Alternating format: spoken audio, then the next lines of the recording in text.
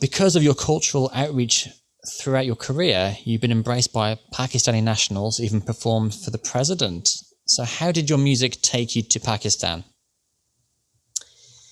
I was in the recording studio in Los Angeles, finishing up my third album with Rich Balmer, and there was a massive earthquake in Pakistan.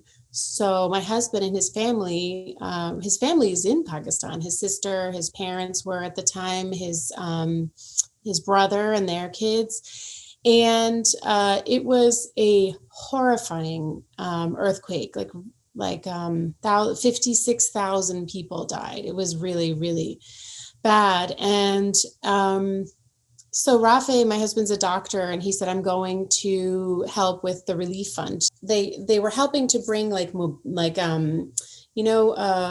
stuff for braces and whatnot from the orthopedics in Boston. And so he was going, and I said, I'm coming too. And he was like, oh, well, how can you help us? And I said, I'm going to sing. And so I looked, they were having a charity event, a really large scale fundraising event in Lahore, Pakistan, at the same time he was going. So it was very serendipitous. It was this world festival. And so I went and I performed the music that I was writing in the studio at the time. And it was, more about the connection and fundraising. And then I aligned with a few brands at that time to help raise more funds for northern Pakistan, which was where the earthquake had been. And then we went to northern Pakistan, like Lahore is here, and then Islamabad, and then the northern part. And so so it was an incredibly impactful event, and Rafe was really the reason why I went in the first place, and I was so glad to. We had kind of learned all of these things about how music can bring people together.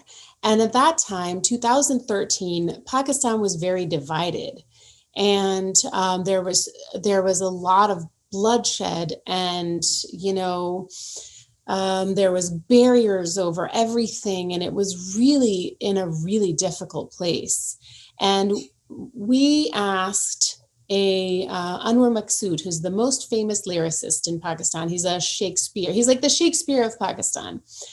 We said, would you like to write a song with us that talks about the wonderful pieces of Pakistan and all of the wonderful parts of the different regions, and to help celebrate the unity of Pakistan rather than all of the disunity, like to celebrate the wonderful parts. And so he wrote these amazing lyrics. And we also worked with Ashud Mahmood, he runs the largest music school in Pakistan, and it's Eastern music, and he plays the tabla, and so he helped to write the arrangement of the song. And then we brought it to my producers in LA and to Berklee School of Music players to give it a more of a fusion, basically, a Western and Eastern. And at that time, we filmed local musicians playing the erhu and the tabla, and the local musicians in the villages were also on the album. So they played on the song too. It fused in. And then on August 13th, it's like their 4th of July. We released the song, honestly, not knowing what was, we're just going to release the song and hopefully people like it, or if they don't, it'll pass by, and they loved it. They loved his lyrics. It was just the right time and the right message. And so I started performing it everywhere. And it was really a wonderful, it has been, I think, when I look back on my life, that's going to be the thing that I feel like is most meaningful to me. Yeah, I think that's great. A time of need, really, the sort of lyrics of hope and unity. The pretty much says it all for itself, doesn't it, really? So you have released songs in Urdu. Can you speak the language fluently, or is it something did you just learn what you needed to learn for the song? जी थोड़ी सी उर्दू में बोल रही हूँ, थोड़ी सी खराब उर्दू में बोल रही हूँ. I There we go. learned enough to get by, Yeah. enough to speak with our relatives, and not anymore, unfortunately. So if you are teaching a cool class on economics in Urdu, I am going to get 7 words, and that's as far as I can go. But I do, I do okay. But also Rafi was in the recording studio to make sure to honor Anwar Maqsood's lyrics. And also I've been doing different khawalis and ghazals, which are, I also don't want to get the inflection wrong, because you were talking about. So I always ask him.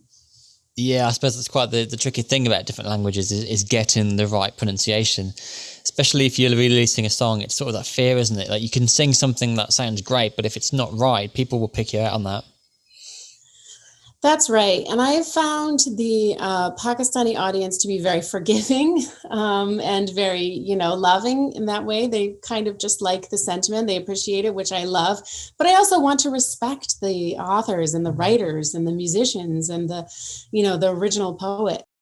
I was just going to say, actually, it is like poetry, isn't it? You sort of want to try and capture that essence. Well, the Urdu poetry has such a history too.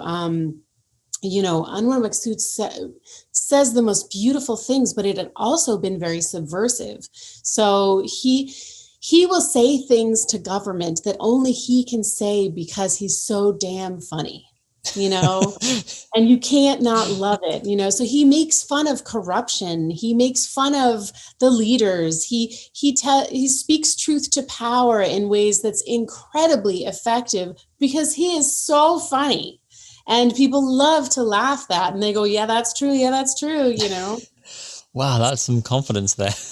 Yes. Imagine like the first time you told a joke or something or said anything against them, you'd be like, oh, scary.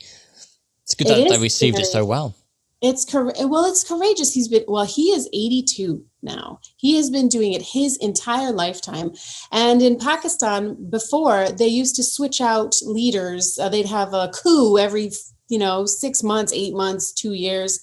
So he has been through every different kind of leadership.